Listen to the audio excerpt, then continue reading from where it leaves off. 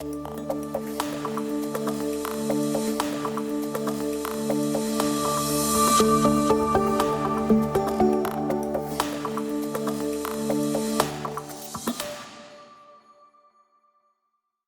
a todos por estar aquí con nosotros en este panel. Bueno, para iniciar esta sesión contaremos con la presentación del estudio desarrollado por Dentons para la red APP, impacto del COVID-19 en el desarrollo de infraestructura en América Latina y el Caribe. Enseguida podremos debatir con nuestros panelistas los desafíos que las asociaciones público-privadas han enfrentado en el contexto de la pandemia, los cambios incorporados para la estructuración de nuevos proyectos y el rol que pueden jugar en la recuperación del contexto de crisis. Contaremos para eso con la presencia de Gabriela Engler, secretaria ejecutiva de la Subsecretaría de Parcerías del Gobierno del Estado de São Paulo, que tiene una LLM por Colombia; Karin Granda, directora especial de proyectos de proinversión, que tiene un máster en Economía y Regulación de Servicios Públicos por la Universidad de Barcelona; Anaí Julien, de Marquardt Capital, que cuenta con un MBA de Wharton; y Gastón Asesiano, jefe de equipo de APP del BID, que cuenta con un MP de Colombia también. Como sabemos, la pandemia del COVID-19 ha generado un contexto de crisis económica equiparable solamente a la crisis de 1929. Para enfrentarse al contexto, los gobiernos de América Latina y el Caribe, bien como del resto del mundo, han lanzado mano de medidas de contención a la diseminación del virus y de contención a la crisis económica. Si por un lado, como señala el estudio de Dentos, los contratos de APP se vieron impactados por la pandemia y por las medidas de contención, por otro, como buscaremos apuntar con la discusión, con las lecciones aprendidas, jugarán un rol central para el desarrollo de la infraestructura en tiempos de crisis fiscal. Así que paso la palabra a Pablo Jamarillo y a Laura Strobel de Dentos para que nos cuenten más sobre el estudio que han realizado. Adelante, Pablo y Laura. Gracias, Carolina, y gracias a todo el equipo, y felicidades al equipo del Grupo BID por esta iniciativa. La presentación, y esperemos que esté en la pantalla,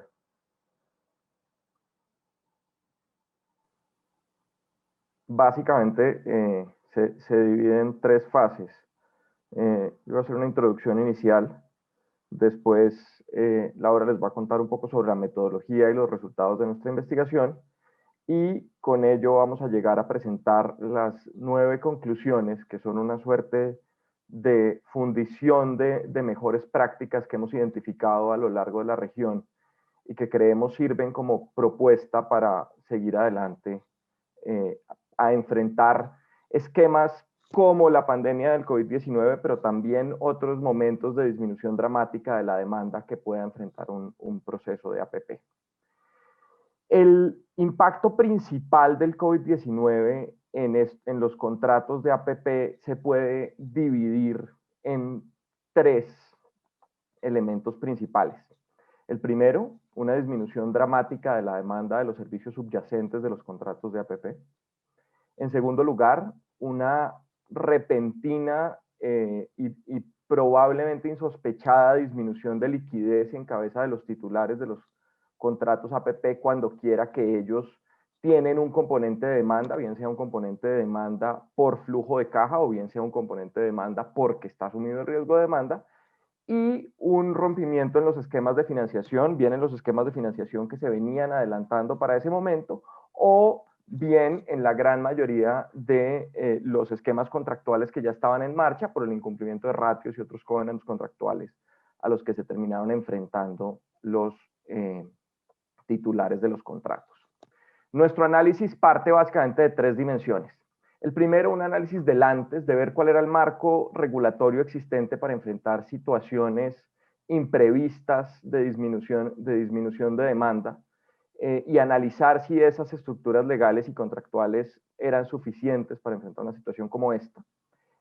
Lo que hemos llamado el durante, que son las respuestas inmediatas de los países que, como señalaste, Carolina, se dividen típicamente en 2.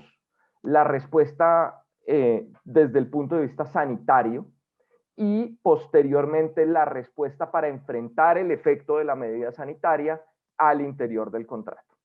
Y lo que hemos llamado el después, que tiene dos partes. Una, cómo enfrentar el momento posterior a ese impacto inicial en los contratos existentes y muy particularmente en los contratos que están en fase de construcción, y también cuáles son los cambios que se derivan de ese análisis y de esa revisión de las medidas iniciales en las estructuraciones de proyectos posteriores que entran en el pipeline y que se afectan en alguna medida, tanto por la necesidad que se encuentran los estructuradores de ver cómo enfrentar una situación como esta en el futuro, o de ver cómo se pueden hacer bancables y mantener la bancabilidad de los proyectos.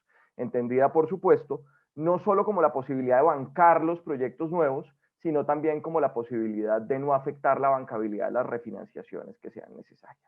Con eso le doy la palabra a Laura para que nos explique cuál es la metodología de nuestro estudio y cuál fue el resultado desde el punto de vista de los 5 países que analizamos en nuestra presentación. Muchas gracias, Pablo. Nuestro enfoque metodológico tuvo en cuenta dos aspectos. Por un lado, escogimos países que en su conjunto fueran representativos de la región, por su sistema político, por su sistema jurídico, por el tamaño de su economía y por su geografía. Por eso escogimos Perú, Colombia, Brasil, Costa Rica y Jamaica. Y en segundo lugar, nos enfocamos en la infraestructura de transporte, porque el Banco Mundial destacó que este había sido el sector más afectado por el COVID-19. Vamos entonces a presentarles los resultados generales de nuestra investigación. En el antes, nos enfocamos en el marco regulatorio existente. Vimos que estos países tienen como principio general que el riesgo debe ser asumido por la parte en que mejores capacidades esté para manejarlo. Y esta división se hace en el momento de la estructuración.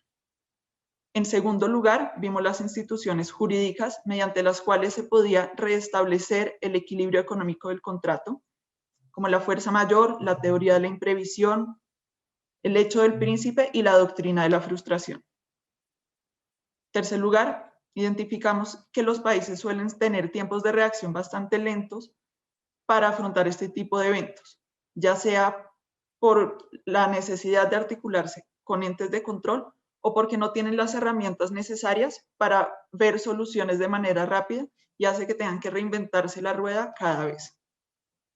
En cuarto lugar, vemos mecanismos de liquidez y de previsión que son buenos desde el punto de vista fiscal, como los fondos de contingencia, y mecanismos como el ingreso mínimo garantizado, que hace que ante una disminución drástica de la demanda, como fue el COVID, pues sea el sector público y el sector privado que tengan que sopesar ese riesgo de manera conjunta. Teniendo en cuenta este marco regulatorio, pasamos entonces a cómo afecta el COVID los proyectos de APP.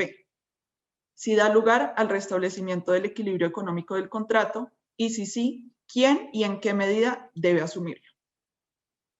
Vimos dos fenómenos interesantes. En primer lugar, las medidas sanitarias que adoptaron los estados con el fin de contener la propagación del COVID-19.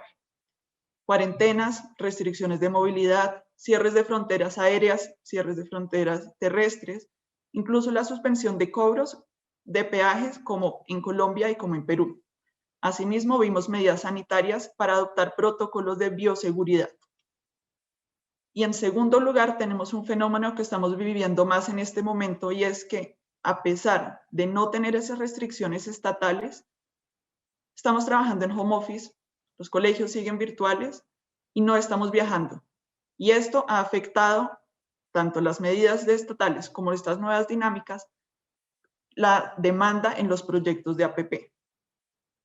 En los proyectos que estaban en fase de construcción, vemos cómo se les ha dificultado o imposibilitado cumplir con sus obligaciones contractuales, cumplir con esos plazos para entregar las obras.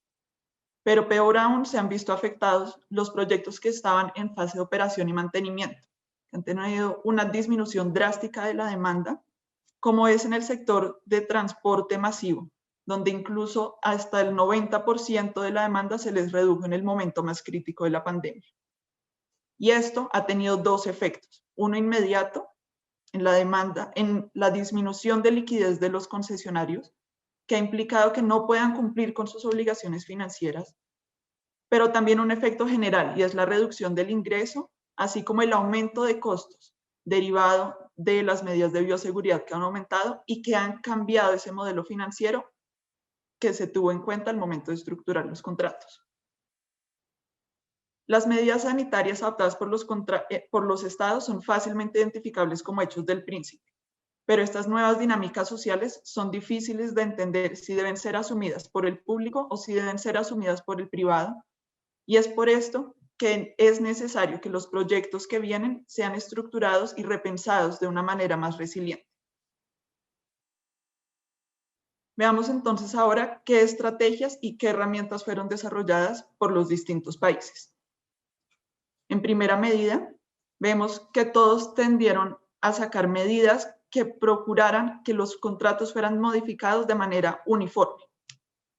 En Perú, el Ministerio de Economía y Finanzas emitió unos lineamientos sobre cómo debía responder el Estado ante los impactos del COVID-19 en proyectos de APP.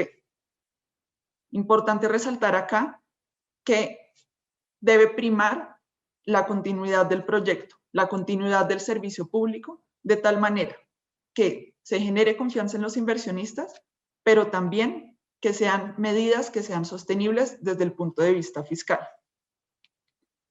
En segundo lugar, vemos a Colombia. La Agencia Nacional de Infraestructura, junto con entes de control y concesionarios viales, realizaron mesas de trabajo con el fin de establecer un acuerdo al que se suscribió el 70% de los concesionarios viales y que reconoce el COVID-19 como un evento eximente de responsabilidad y que le permita a los concesionarios obtener plazo adicional para terminar obras que no pudieron hacerlos durante los tiempos de restricción. Pueden aplicar a una compensación especial por los ingresos que dejaron de percibir y pueden solicitarle a la Agencia Nacional que reconozca ciertos mayores costos que debieron asumir por las medidas de bioseguridad. En Brasil vemos a nivel federal y estatal cómo se reaccionó. A nivel federal, el Ministerio de Infraestructura expidió un concepto que reconocía que el COVID-19 era un evento extraordinario y ese evento extraordinario debía dar lugar al restablecimiento económico del contrato. Y vemos cómo el Estado de Río de Janeiro creó una comisión administrativa integrada por entidades estatales con el fin de que se repensaran medidas que pudieran mitigar el efecto del impacto del COVID en los proyectos de transporte. Medidas como la reducción del CAPEX o como la flexibilización de los KPIs de los proyectos. En segundo lugar, vemos fondos de contingencia en acción. Jamaica, por ejemplo, usó el Fondo de Contingencias de Desastres Naturales para atender de manera ágil los problemas a los que se estaban viendo enfrentados.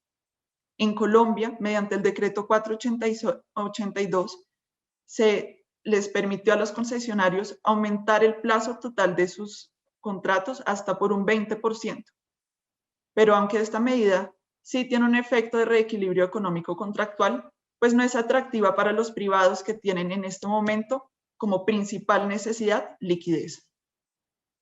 Finalmente, vemos los países que están adaptando los proyectos que vienen en estructuración para ser más resilientes a los cambios y a los eventos extraordinarios. Colombia tiene como mecanismo de liquidez el soporte de ingreso que le permitirá a los concesionarios año a año obtener la diferencia entre el recaudo esperado y el recaudo real, y medidas como la restricción de movilidad, que les permitirá a los concesionarios, en el evento en que el Estado imponga medidas como cuarentena, obtener el 90% de la disminución del ingreso. Finalmente, en Brasil, vemos proyectos, en especial en el estado de Sao Paulo, que van a ajustar esas bandas en las que asumía el riesgo el privado y el público, de tal manera que en este momento donde todavía vemos efectos del COVID-19, que el sector público asuma más riesgo y en unos años posteriores, cuando la demanda, esperemos, se normalice, sea el sector privado el que asuma estos riesgos. Ahora le doy la palabra otra vez a Pablo, quien nos va a presentar qué medidas pueden ser tomadas a futuro como buenas prácticas para evitar el impacto de eventos como el COVID-19 en los proyectos. Gracias, Laura. Básicamente nuestra descripción de mejor práctica parte de la base de que los tomadores de decisión tienen que escoger unas estrategias principales como líneas de acción para poder implementar sus medidas a futuro. Lo que hemos encontrado es que probablemente las dos mejores estrategias principales son reforzar la bancabilidad como concepto, e insisto, bancabilidad entendida no solo como la posibilidad de conseguir financiación para proyectos nuevos, sino también la posibilidad de conseguir refinanciación para proyectos que están en marcha, o la posibilidad de mejorar el dinamismo del mercado secundario para permitir la entrada de capital fresco en proyectos que están andando. En segundo lugar, trabajar en la continuidad de los proyectos y muy especialmente de los proyectos que se encuentran en fase de construcción. Lo que hemos visto es que los proyectos se impactan de manera indiferente de donde estén. Los proyectos en estructuración se demoran, los proyectos en operación y mantenimiento sufren grandes costos desde el punto de vista de liquidez, pero los proyectos que están en fase de construcción conjugan no solo restricciones de liquidez en algunos casos, sino también la imposibilidad de actuar como dinamizadores de la economía y como creadores de empleo. Y por eso creemos que los dos objetivos principales que deben perseguir estas mejores prácticas son reforzar las posibilidades de bancabilidad y trabajar en la continuidad. Para eso hemos propuesto 9 medidas que conjugan las reacciones de los países, que no son la respuesta de un país en particular, pero que creemos hacen una buena primera lista de discusión de lo que pueden ser las mejores prácticas a futuro. Si quieren, veámoslas en la siguiente diapositiva. La primera es pensar el concepto de asignación dinámica de riesgos. Tradicionalmente la asignación dinámica de riesgos se ha entendido como esta suerte de frase general de asignar los riesgos a quienes estén mejor capacidad de soportarlos. Nuestro refraseo es: asignemos los riesgos a quienes estén mejor capacidad de soportarlos en cada momento de la ejecución contractual. Y con ello, pensar esquemas como el que pensó Brasil de alterar las bandas de demanda para reasignar riesgos durante la ejecución contractual, de manera que la capacidad de enfrentar los riesgos cuando ocurre un cambio como una reducción drástica de la demanda entre el público y el privado pueda alterarse de manera automática, y no a lo largo de toda la vida del contrato, pero sí durante el periodo en el cual existe y se mantiene la situación de disminución dramática de liquidez. En segundo lugar, trabajar en la resiliencia de los contratos. Los esquemas de derecho civil hacen que las ejecuciones contractuales partan de un contrato base y unas enmiendas posteriores que no solo tradicionalmente son complejas de obtener, sino que además terminan alterando toda la ejecución contractual. No es inusual ver en países de nuestra región contratos de APP con 20 y 30 enmiendas a lo largo de su vida. Y eso lo que termina haciendo es desquiciando el esquema original de estructuración, porque pasa que los contratos terminan siendo reestructurados 4 o 5 veces, arrastrando componentes de su estructuración inicial, pero modificándose en el camino. Estamos proponiendo que se puedan poner en marcha sistemas donde el mismo contrato sea capaz de adaptarse a los cambios situacionales, por ejemplo, mediante enmiendas temporales que se desactiven de manera automática con el cambio de una situación, de manera que el contrato, una vez corregido el rumbo causado por una situación imprevista, pueda retornar a su estructuración original.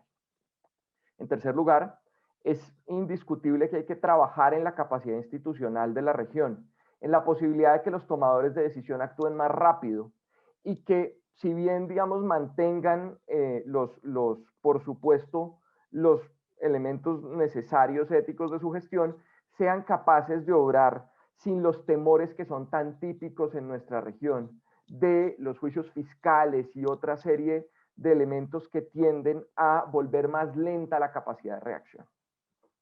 En cuarto lugar, reforzar los alivios de liquidez.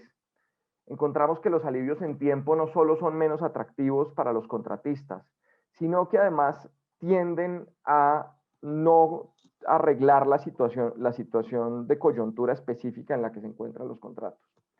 Estos alivios de liquidez, de manera ideal, deberían preestructurarse durante las etapas de normalidad contractual, si cabe la expresión, y siempre que sea posible deberían prefondearse, de manera que sea fácil poder hacer uso de los recursos cuando ocurran situaciones de disminución dramática de la liquidez a lo largo de las ejecuciones contractuales.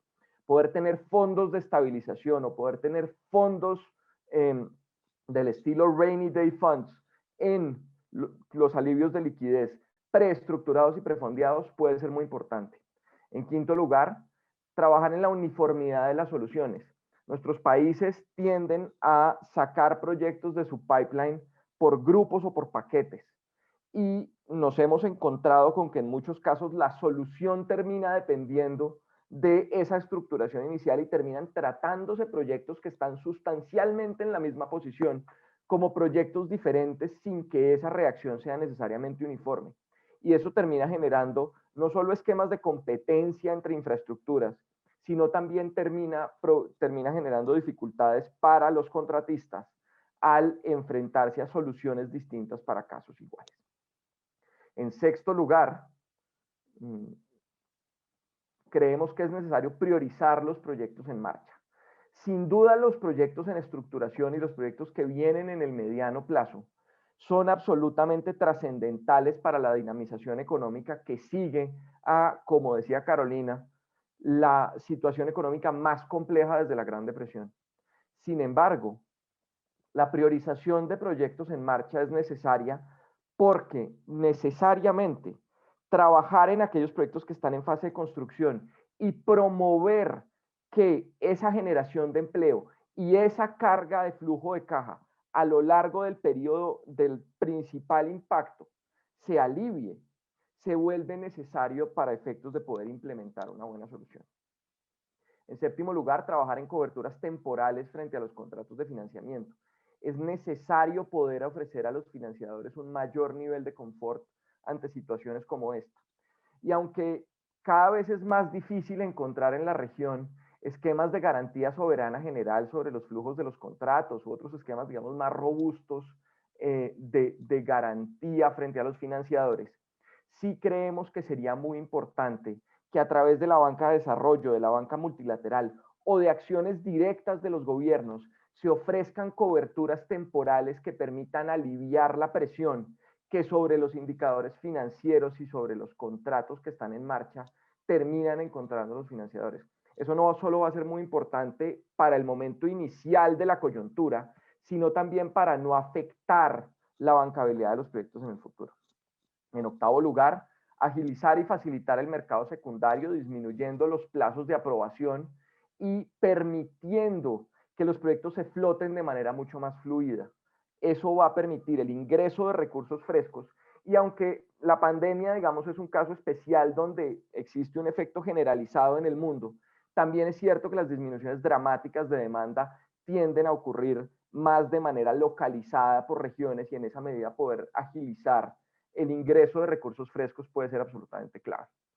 Y en último lugar, creemos que es importantísimo utilizar las iniciativas de una entidad como Grupo BID, en especial la ventanilla única, para efectos de tratar de crear lo que hemos llamado un repositorio general de proyectos de APP. No pudimos encontrar en la región una buena base de datos de la memoria histórica de la ejecución contractual y de los efectos de la implementación de las medidas a lo largo de la ejecución de los contratos en nuestra región. Queremos terminar con la propuesta de que la red APP y en general la ventanilla única sirvan como instrumento para que se cree esa base de datos. A veces es fácil conseguir los contratos y las enmiendas, pero va a ser difícil para los tomadores de decisiones poder leer los efectos tangibles de una medida frente, por ejemplo, a las afectaciones de la fase de construcción o ver cómo se desarrollaron elementos que ya ocurrieron en el pasado en otros países. Creemos que la creación de ese repositorio general de proyectos de APPs y de esa línea de memoria histórica contractual es absolutamente clave para el buen desarrollo de proyectos en el futuro.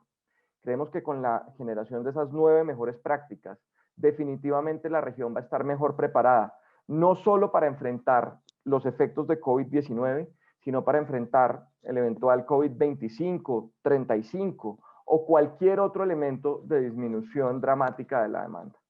Con eso termino nuestra presentación. Muchas gracias, Carolina. Muchas gracias a la red y a todo el equipo de Grupo BID. Gracias, Pablo, y gracias, Laura, por la excelente presentación. Y por supuesto, después del evento y ahora, ¿no?, con la página web de la red APP, les invitamos a todos a poder mirar al paper en nuestra página, que fue lanzada por ANCOR en el día de hoy. Bueno, con la intención de expandir la discusión ya presentada sobre el impacto para proyectos en ejecución, buscaremos ahora en nuestra discusión aprender de experiencias y oportunidades, mirar un poco más adelante para las lecciones aprendidas, negociaciones concluidas y para los cambios en la estructuración de proyectos que vienen. Pasemos entonces a nuestros panelistas. Anaí, desde la perspectiva del sector privado, hemos visto por la presentación de Dentons los impactos de la pandemia en algunos sectores han sido significativos, tanto por la pandemia como por las medidas tomadas para su contención. ¿Cómo el mercado ha respondido a este impacto sobre los proyectos en ejecución? ¿Qué tipo de oportunidades crees que se espera encontrar en los próximos proyectos? Adelante. Sí, hola, buenos días. Pues ante todo, muchas gracias por el espacio, gracias a Denton por la presentación y por el reporte que la verdad agrega mucho valor para un inversionista como nosotros y pues obviamente todo el trabajo del equipo de PPP del BID que creo juega un rol muy importante en la región para desarrollar las APPs eficientemente. Macquarie, nosotros, pues como lo saben, somos un inversionista global, tenemos presencia en todo el mundo, pero Latinoamérica desde hace varios años ha sido un enfoque estratégico muy importante. Lo vemos como una región con mucho potencial, mucho pipeline, mucha oportunidad para nosotros y queremos resaltar que la crisis del COVID no ha cambiado ese enfoque, al contrario, seguimos con ganas de crecer nuestra huella. De hecho, nuestra primera inversión en Colombia la hicimos en plena pandemia. Se ejecutó esa transacción, era la adquisición de una carretera cerca de Bogotá, en Colombia. Se ejecutó en octubre del año pasado. Y sí es cierto que la crisis creó algunos retrasos y que el mercado en general ha sido un poco lento el año pasado. Los drivers de esos retrasos fueron más que todo pues, causados por la imposibilidad de viajar.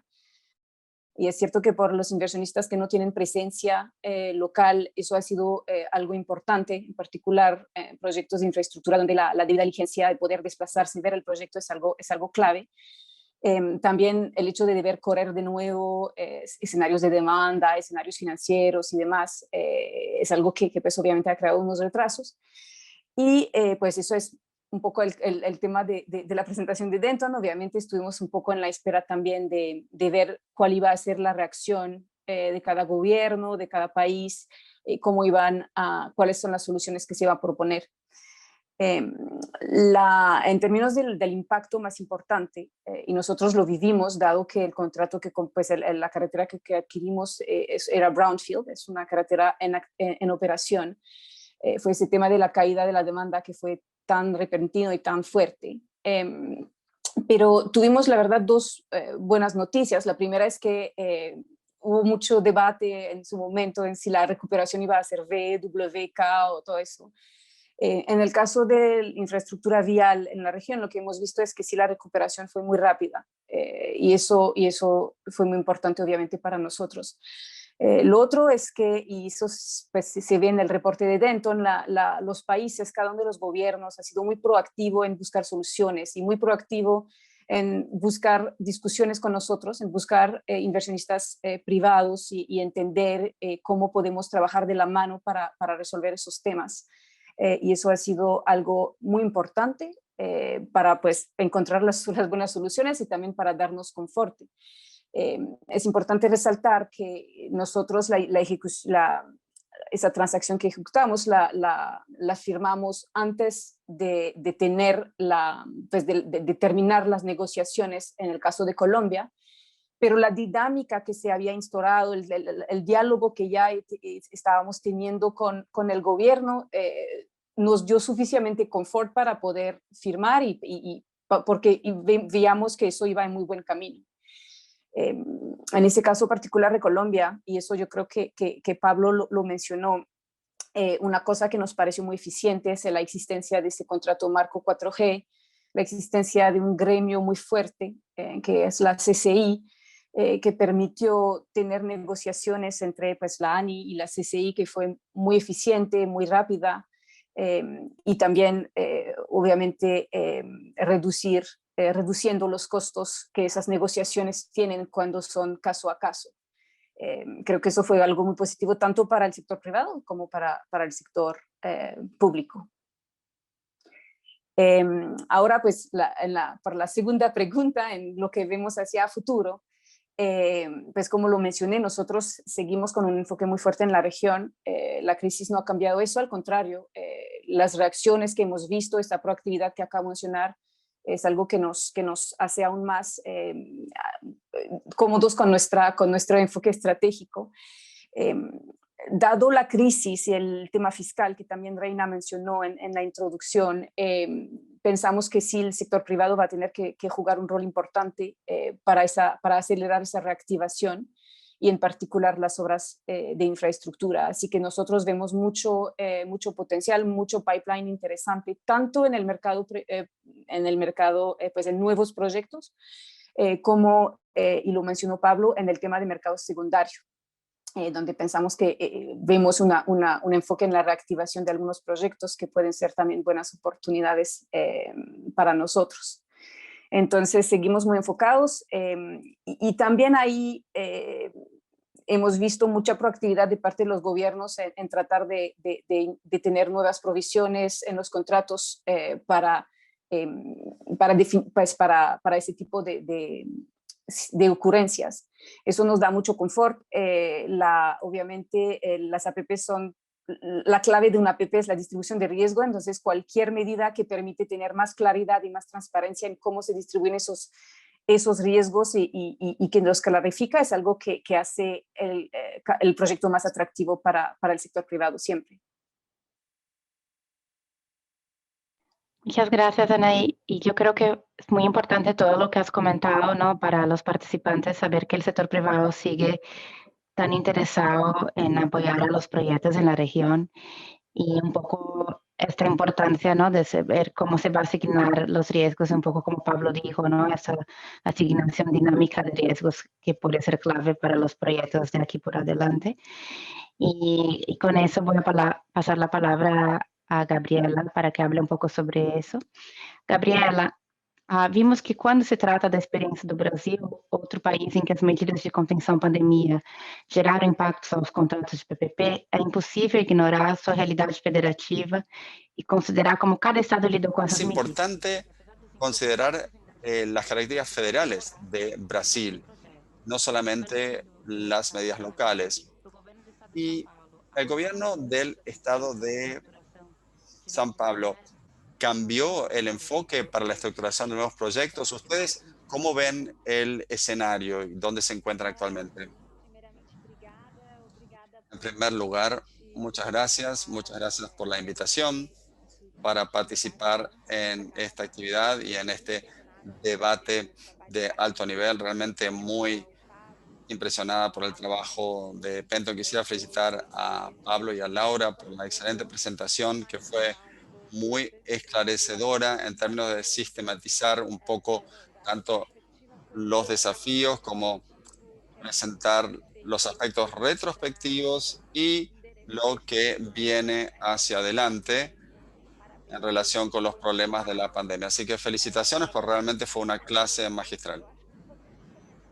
Creo que es importante comenzar reconocimiento el gran desafío, no solamente para el Estado de San Pablo, sino para todos los gobiernos y en todo el mundo, la estructuración de nuevos proyectos en una época de tanta incertidumbre como esta. El elemento de la incertidumbre aquí tiene varios matices, porque se aplica la demanda en cuanto a la infraestructura, también hay incertidumbres respecto del comportamiento de los usuarios, también en cuanto al costo de los insumos, por ejemplo, los precios de una serie de insumos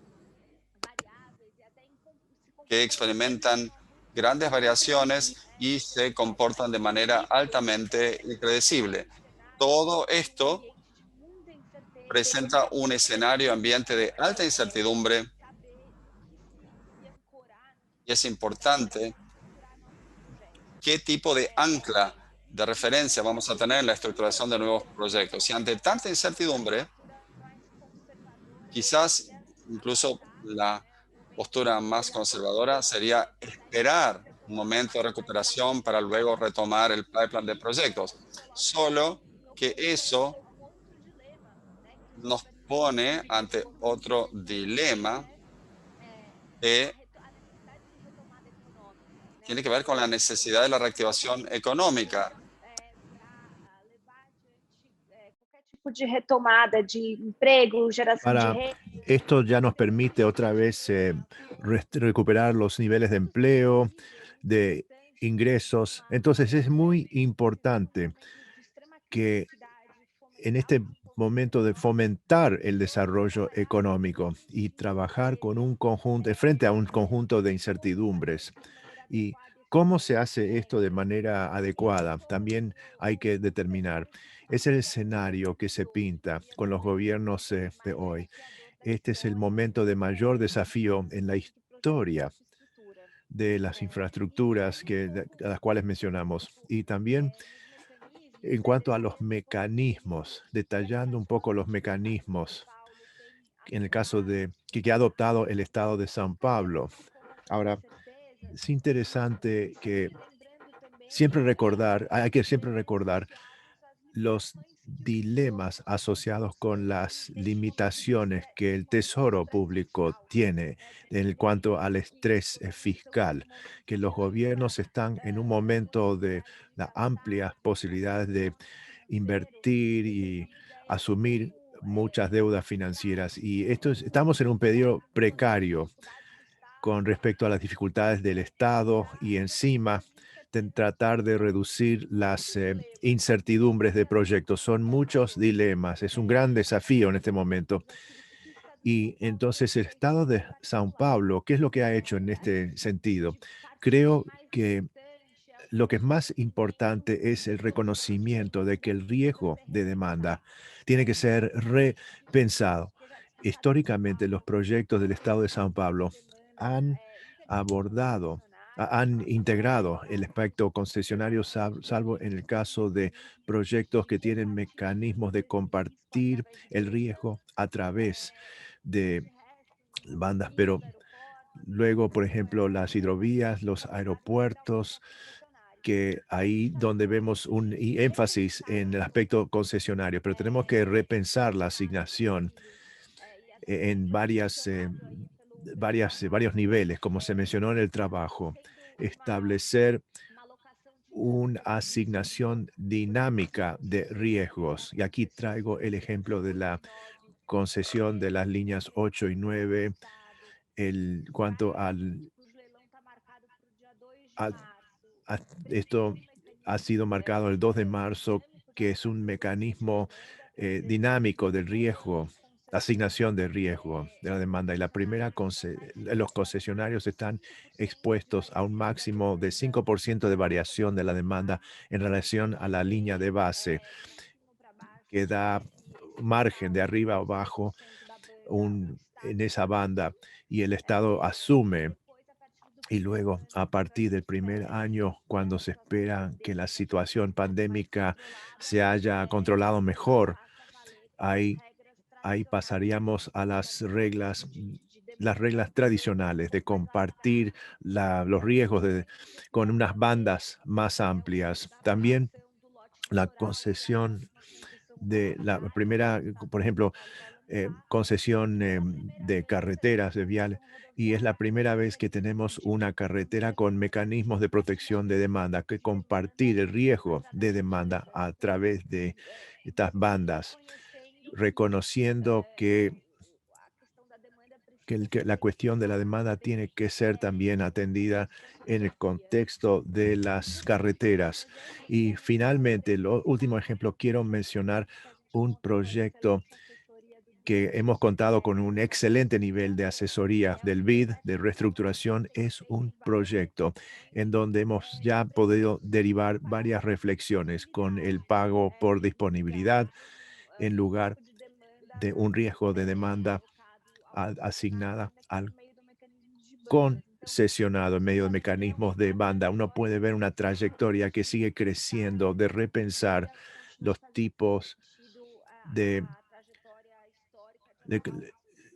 la trayectoria comparado con la trayectoria tradicional de asignación a concesionarios. Ahora, para concluir, creo que esta actitud de repensar primordialmente en la asignación de riesgos, también en cuanto a la reflexión sobre mecanismos de liquidez, como Pablo mencionó en la presentación, carreteras con mecanismos de escrow, donde hay reservas de liquidez para enfrentar algunos determinados desequilibrios. Entonces es muy importante con aspecto del riesgo cambiario, donde el Estado buscó implementar esto en algunos proyectos.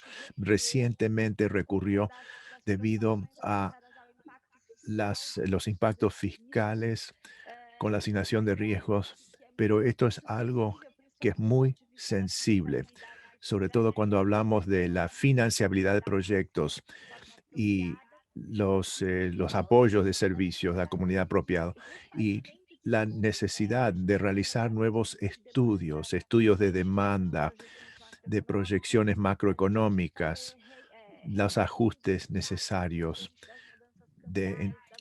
por ejemplo, cambios o modificaciones cambiarias, modificaciones en materia de insumos. Entonces, estamos en un momento de incertidumbre enorme y por un lado, las incertidumbres aumentaron y por otro lado, la necesidad de que el poder público se presente y que establezcan proyectos viales para viabilizar el crecimiento económico. Esto es fundamental. Muchas gracias. Bueno, muchas gracias, Gabriela. Una explicación muy interesante para que todos entendieran cómo está trabajando frente a estos desafíos. No solo compartir riesgos, sino también liquidez y la preocupación con cofres que también fueron afectados por la crisis, en la necesidad de asignar recursos a otras áreas. Aún así, hay que continuar ampliando la infraestructura de la región. Karin, tenemos una pregunta para usted. De Proinversión, ¿no? Que es la unidad del PP del Estado peruano. La crisis del COVID-19 ha cambiado la manera de preparar y estructurar los proyectos. El estudio ha recogido la experiencia de Perú, un país con amplia cartera de proyectos y importante experiencia en concesiones, y destacó como buenas prácticas la existencia de la guía de riesgos y los 6 lineamientos publicados por el gobierno para enderezar los impactos de la pandemia sobre las APPs. Pero en tu caso específico, quiero saber cuáles fueron los principales cambios para pensar en los nuevos proyectos hacia el futuro. Muchas gracias, Carolina. Gracias al BID y a la red de APP por la invitación y felicitaciones a Dentons por el trabajo y la exposición, sobre todo por los desafíos que nos dejan los distintos actores en el desarrollo de este tipo de proyectos. Yo creo que la pregunta parte, y voy a tratar de hacer, el tema es muy complejo, voy a tratar de hacer lo más abreviada posible, de cómo en el Perú hemos venido afrontando los retos que nos deja el COVID y el impacto que ha tenido en los contratos de APP, y cómo vislumbramos a futuro, cómo vamos a implementar para tratar de internalizar los impactos, los riesgos y evitar que se ponga en riesgo la continuidad de los servicios. Entonces, el Perú ha tenido llamemos un doble enfoque, por un lado un tema normativo y por el otro lado un tema casuístico, que se han ido identificando en el paper de Dentons. Pero a mí me gustaría rescatar algunos temas principales. el Perú ha emitido lineamientos para el manejo del COVID, que son pautas en general que orientan la actuación de las partes y brindan un soporte a la actuación de los funcionarios públicos de cara a cómo implementar medidas para solucionar los efectos de la pandemia. A mí me gustaría resumir estos lineamientos en 2 ideas generales. La primera de ellas es muy simple. Aplica tu contrato, número 1. Pero claro, recordemos que por más esfuerzos que uno desarrolle en la estructuración y el diseño, por su naturaleza propia, estos contratos son de naturaleza incompleta. Con lo cual, calza con la segunda idea que señalan estos lineamientos. Si el contrato no lo regula, existen medios para, 1, modificar el contrato, o 2, ir por el mecanismo de solución de controversias, entre paréntesis, un peritaje, un arbitraje, así en términos generales. Y claro, uno diría, ¿y qué es lo que se ha venido desarrollando en el Perú? Este segundo escenario, que es el tema de las adendas o modificaciones contractuales, o es el tema de los arbitrajes, al día de hoy, que quizás es un poco prematuro de cara a que recién ha transcurrido poco menos de un año, todavía no se ha presentado ningún caso, sino más bien los sectores lo que han venido implementando son medidas de ejecución de las cláusulas o ejecución de los actos previstos en los propios contratos, lo cual nos ayuda de cara a identificar cuáles son las debilidades en las futuras estructuraciones. Esta frase, que puede ser muy simple, aplica tu contrato, lleva consigo una gran complejidad. Como bien advertido del estudio, los efectos del COVID han impactado de manera distinta según uno la etapa del contrato, si es en ejecución, en operación, pero yo agregaría ahí un tema adicional, la relevancia del mecanismo de pago que se ha implementado en cada contrato, que en nuestro país hemos tenido distintos mecanismos de pago, según sectores, según tipo de proyectos, y que al final terminan relevando una asignación específica de los riesgos. A ver, veamos a nivel contractual. A nivel contractual hemos regulado 2 figuras jurídicas en específico que tienen un asidero normativo. Uno ya todos lo conocemos, lo que es fuerza mayor bajo un esquema de números apertos, con lo cual tenemos una definición contractual y normativa de fuerza mayor en los cuales en principio se incluyen todos los eventos, incluyamos o no pandemia, puede estar incluido en tanto cumpla las condiciones de evento fuera del control razonable de las partes, que impide la ejecución parcial, la ejecución de alguna de las obligaciones contractuales. Pero este escenario o esta figura jurídica de fuerza mayor en nuestro país no tiene ningún efecto compensatorio, sino más bien tiene como un efecto eximir el cumplimiento de las obligaciones de cada una de las partes que alega el evento de fuerza mayor. Muchas de las empresas concesionarias han aplicado esta cláusula ante el escenario que hemos venido viviendo durante casi el último año, usualmente aquellos que están en etapa preoperativa, plazos para elaboración de expediente técnico, ejecución de obras. Y claro, la parte esencial es que la aplicación de esta cláusula de fuerza mayor ante escenarios de pandemia requiere un, llamemos, nexo causal entre el evento, la pandemia, y lo que se pretende suspender. Pero esto, nuevamente, el evento de fuerza mayor o la tipificación como un evento de fuerza mayor de cara a eximir el cumplimiento de las obligaciones, no es excluyente de la legítima pretensión del manejo del impacto económico o una legítima pretensión del concesionario del manejo del impacto económico sobre el flujo de caja o sobre su flujo de caja, a efectos de salvaguardar la continuidad del proyecto. Y esto se ha manejado bajo una normativa o se ha manejado teniendo en consideración la normativa que el Estado peruano ha emitido estableciendo determinadas restricciones para el control de la pandemia. Restricciones que han generado principalmente una reducción de la demanda, reducción del tráfico. ¿Cómo lo manejan en la práctica los contratos? Existe la cláusula de restablecimiento, el equilibrio económico-financiero, una cláusula que viene desde los contratos originales de APP, que a la fecha en ninguno de los contratos y por ninguna de las circunstancias aún se ha aplicado. Posiblemente la pandemia o la normativa generada a raíz de la pandemia sean los primeros casos después de casi 20 años de haber implementado esta cláusula en los contratos. Y claro, esta cláusula de restablecimiento lo que establece no es mecanismos de compensación ante cualquier evento, la pandemia, sino es frente al impacto normativo de una norma emitida por el Estado peruano, es decir, el manejo de riesgo legal o el riesgo regulatorio. Y el esquema que desarrollan nuestros proyectos es a través de bandas. No es cualquier impacto normativo, hay una evaluación del nivel de impacto normativo que genera una norma. Por ejemplo, si una norma establece restricciones o incrementa los costos, hay un esquema de bandas. Mayor a un determinado porcentaje, 5 o 10%, es asimilado por el Estado, menor a ese porcentaje es retenido por la parte privada. Y claro, ahí siempre uno asimilando esta diferenciación en función a la magnitud, con lo que ha desarrollado también el equipo de Dentons, hablando de lo que es la excesiva onerosidad de la prestación. Conceptos que también recoge nuestra normativa civil. Entonces, todo cambio normativo no genera automáticamente una compensación, sino que depende del nivel de impacto. Y los cambios normativos son lo que en la práctica en el Perú han generado de manera directa o indirecta la reducción del tráfico, la reducción de la demanda en muchos de los proyectos. Entonces, son dos criterios transversales que tienen los proyectos. Sin embargo, no se limitan a eso. Muchos contratos tienen regulaciones específicas que pueden servir para manejar estos riesgos. Por ejemplo, usualmente, creo que es todo ya conocido, el tema de la garantía tarifaria o regulaciones específicas, sobre todo en los proyectos de movilidad. Uno de los efectos poco deseados de la pandemia es lo que indirectamente ha generado la pandemia, son estos, llamemos, impulsos políticos parlamentarios. Y eso fue uno de los efectos más gravosos en el desarrollo de las concesiones, con leyes expedidas por el Congreso, que en principio ya el Tribunal Constitucional ha ratificado, que vulneran expresamente los contratos a través de mecanismos de suspensión de peajes y sobre todo la prohibición de compensación. Menos mal, el Perú tiene décadas en el desarrollo de la institucionalidad que le permite mitigar estos riesgos políticos, y esta ley de suspensión de peajes ha sido declarada inconstitucional y ha salido de nuestro ordenamiento jurídico. ¿Qué ha sucedido en la práctica? Ya vimos cuál es la parte de diseño normativo, de diseño contractual. Ahora veamos qué ha sucedido en la práctica.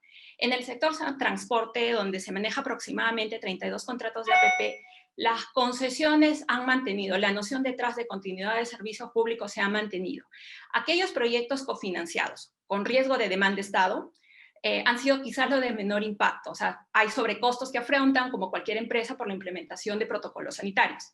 Pero el mayor impacto lo han tenido los proyectos con riesgo de demanda, sobre todo durante los 3 primeros meses de pandemia, cuando justamente las restricciones fueron las más drásticas. Paulatinamente, la economía se fue reactivando y a través de fases, claro, los proyectos de ejecución de obra también fueron reactivándose. Hay 2 proyectos relevantes muy conocidos en nuestro país, el aeropuerto Jorge Chávez y la línea 2 del Metro de Lima, que fueron paulatinamente reactivando y principalmente en el último trimestre del 2020 evidenciaron un crecimiento de la inversión privada no minera aproximadamente en el último trimestre del 18% respecto al año anterior, impulsado por los acuerdos y soluciones llevadas a cabo entre nuestro Ministerio de Transportes y los concesionarios, a fin de rescato esa palabra, dinamizar la economía. No se han suscrito ninguna adenda a la fecha, ni se han iniciado ningún arbitraje. Ahora, veamos, ¿y cuál es el impacto de estas medidas contractuales, las medidas normativas, de lo que ha sucedido en la práctica en el desarrollo de nuevos proyectos? La casuística ha dominado las soluciones ante los efectos de pandemia, pero hay temas que sí son transversales. El efecto directo es el impulso o esta relevancia que se le ha dado al desarrollo de la infraestructura social, salud, educación y los proyectos de agua y saneamiento. Bueno, salud es notorio, educación y los proyectos de agua y saneamiento da su relevancia de cara a la política sanitaria.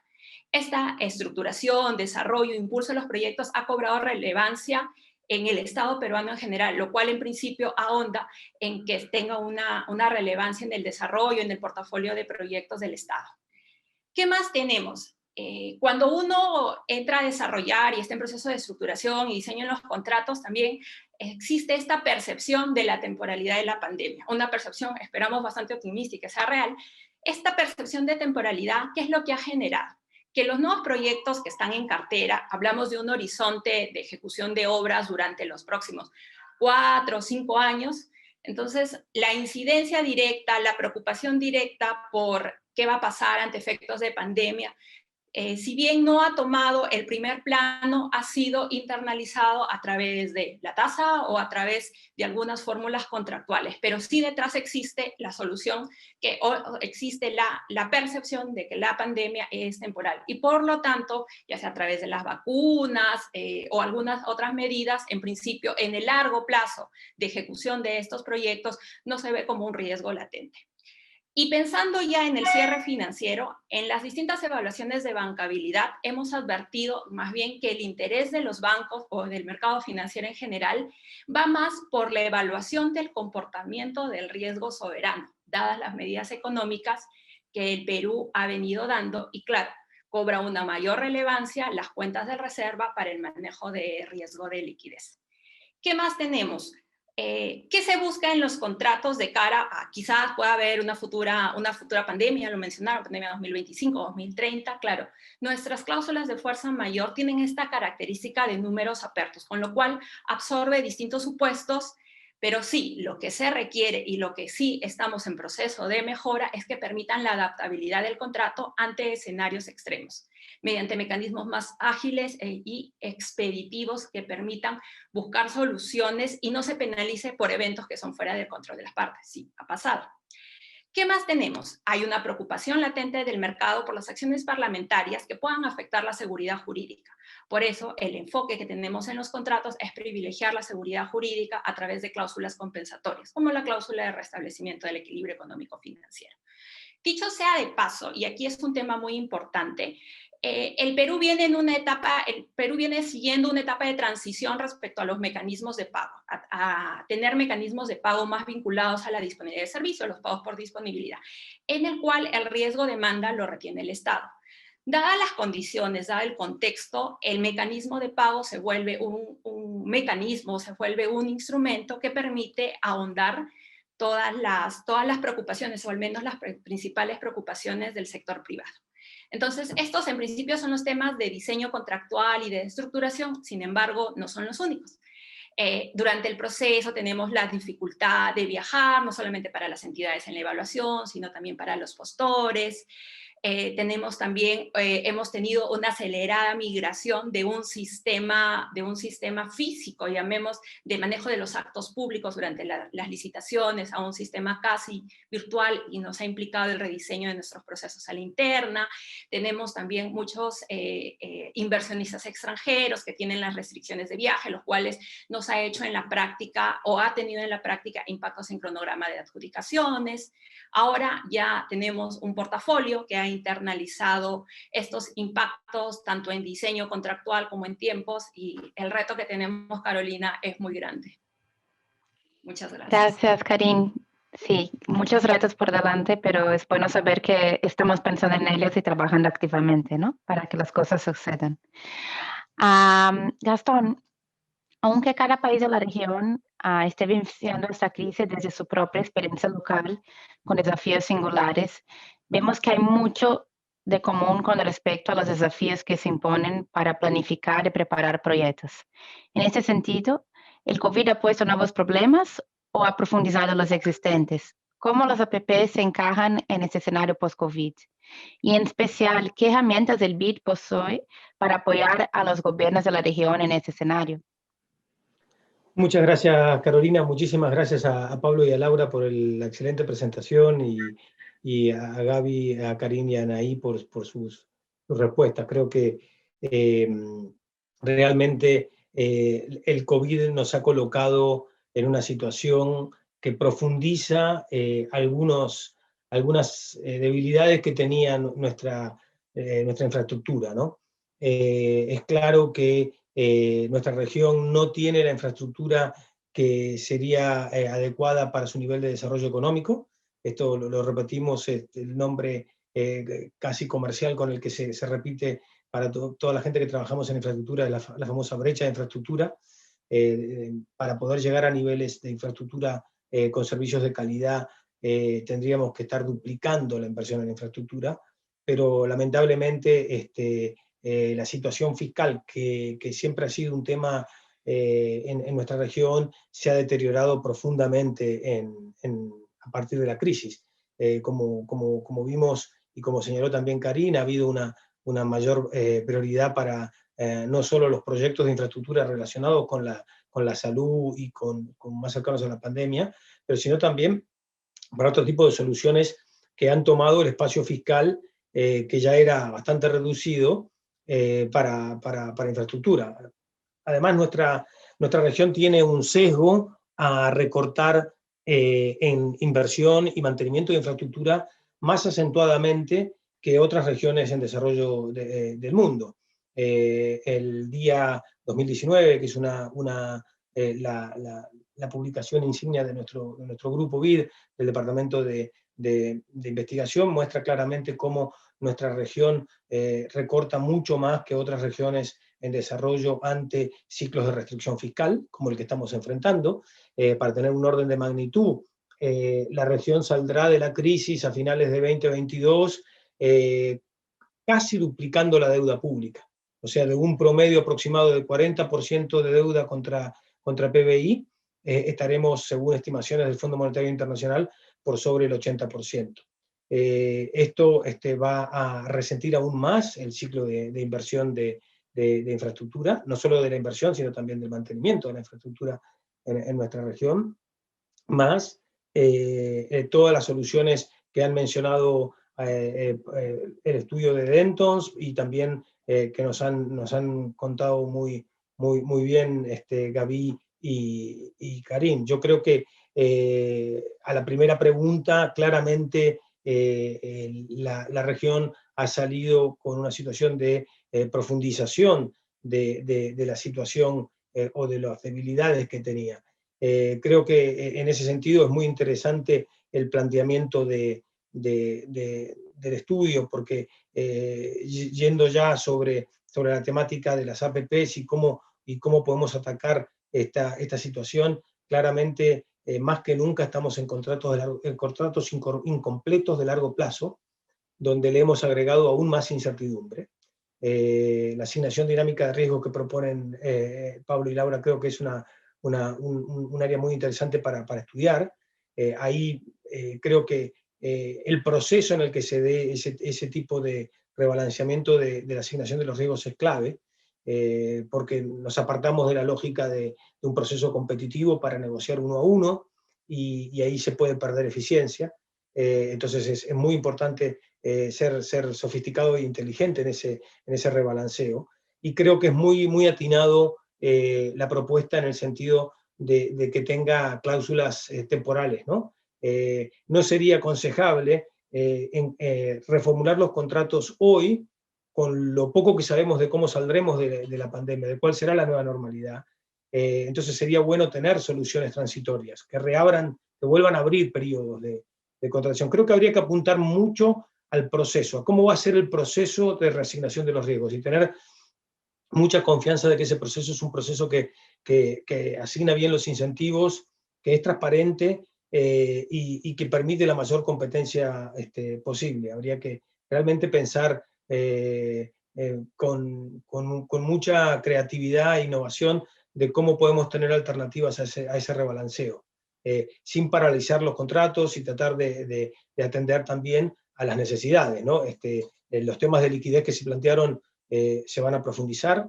Ahí coincido que los bancos multilaterales tenemos un rol muy importante que jugar, porque podemos utilizar nuestra hoja de balance AAA internacional con instrumentos de garantías que pueden perfectamente bajar o mitigar la incertidumbre de este tipo de nuevas incertidumbres, perdón por la cacofonía y la repetición de la palabra. Creo que también hay que pensar en soluciones de corto, mediano y largo plazo, ¿no? Creo que un poco en el corto plazo es un poco lo que describí, tener flexibilidad, rapidez para poder solucionar los problemas que plantean el nuevo escenario. En el mediano plazo, y relacionado con lo que señaló Pablo, creo que una de las grandes debilidades que vemos en la región es, y por eso un poco esta idea de crear esta red y de ir generando conocimiento aplicado que sea de utilidad para todos ustedes, Karim, Gaby y los demás miembros de otras unidades APP, porque nos falta análisis ex post, evaluación ex post, de una forma sistemática que nos permita realmente aprender de los procesos. Y eso creo que es algo a lo que estamos muy enfocados en el grupo BID y puntualmente en el equipo PPP y la ventanilla única APP. Tenemos experiencias que nos muestran que en el nuevo escenario de restricción fiscal podemos ser exitosos atrayendo al sector privado y reduciendo el gasto. La región tiene un desempeño bastante con mucho espacio para mejorar en la contratación de vía obra pública tradicional. Básicamente nuestros estudios y los estudios del Banco Mundial muestran que el nivel de eficiencia es del orden del 50%. Esto quiere decir que por cada dólar, por cada peso, por cada real que nuestra región utiliza para contratar, solamente consigue producto por 50 centavos. Y esto está muy por debajo de las regiones en desarrollo comparables, que están bien por arriba del 70%, o aún más lejos de los países OECD, que están cerca del 90% de los niveles de eficiencia. Y hay experiencias que nos han permitido mostrar ganancias de eficiencia trayendo al sector privado, no solo en la construcción, sino también en la operación. Y creo que esto abre una nueva dinámica, sobre todo hacia adelante, y tratando de mitigar la desinversión en mantenimiento que hace nuestra región en los periodos de consolidación fiscal. Nosotros tenemos estudios para el sector, por ejemplo, de agua y saneamiento, en el que incorporando contratos por índices de desempeño para la reducción de pérdidas en los sistemas de agua potable, uno puede alcanzar mejoras de EBITDA de las empresas proveedoras de servicios de más del 50%. Tenemos casos de estudio en Bahamas, por ejemplo, que lo muestran claramente. Hay unos estudios de impacto y de evaluación ex post realizados por Chile en su experiencia con los hospitales, que muestran ganancias de eficiencias en la construcción cercanas al 22% del CAPEX. Esto son ganancias de eficiencia que no se pueden perder y que pueden ser aplicadas en sectores sensibles como el sector salud con muchísima facilidad. Y además tienen una reducción del periodo de construcción de más del 35%. En el área de transporte, quizás como mencionaba Laura en su presentación, una de las más afectadas por el nuevo escenario, en los contratos de rehabilitación y mantenimiento hay una literatura muy extensa, no solo en Latinoamérica, sino en todo el mundo, sobre la mayor eficiencia de los contratos bien estructurados, que permiten ganancias de hasta el 35%, o sea, reducción del costo de mantenimiento de carreteras del orden del 35%. Yo creo que estas son ganancias de eficiencia que la situación fiscal actual de nuestros países no las puede dejar pasar.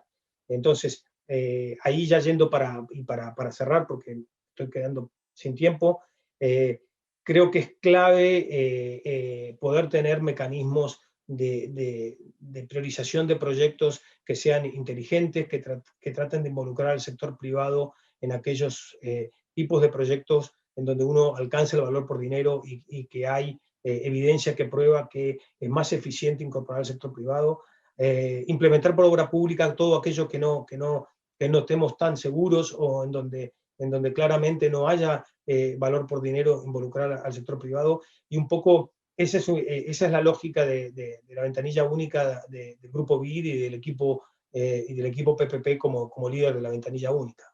Poder tener una posición neutral, apoyar las mejores prácticas para la estructuración de proyectos APP, pero nosotros no tenemos un sesgo a generar proyectos bancables que puedan ser implementados más eficientemente por otra modalidad. Y creo que eso nos diferencia claramente de otros tipos de equipos de asesoría. Nuestra posición neutral respecto de la modalidad de financiamiento y de implementación de los proyectos creo que nos convierte en un honest broker para poderles dar el mejor asesoramiento, conjugando tanto el conocimiento basado en evidencia, la fortaleza del conocimiento sectorial del BID, tanto de los aspectos sectoriales como los temas fiscales, de transparencia y de potenciales instrumentos de garantías, pero también el fuerte conocimiento y experiencia de bancabilidad que nos aportan los especialistas de BID Invest para poder ayudarnos a optimizar la bancabilidad de los proyectos.